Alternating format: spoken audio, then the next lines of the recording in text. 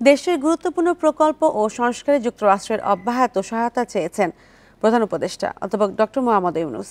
মঙ্গলবার রাষ্ট্র অতিথি ভবন যমুনায় মার্কিন চার্চ দ্য অ্যাফেয়ার্স ট্রেনিং জ্যাকস বসনের সঙ্গে সাক্ষাতে এই সহায়তা চান তিনি।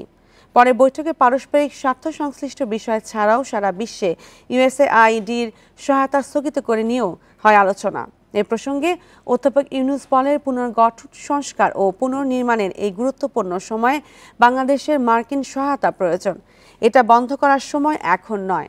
পরে অন্তর্বর্তী সরকারের সংস্কার, রোহিঙ্গা সংকট, অভিবাসন সহ দেশের আইন শৃঙ্খলা পরিস্থিতি নিয়েও হয় আলোচনা।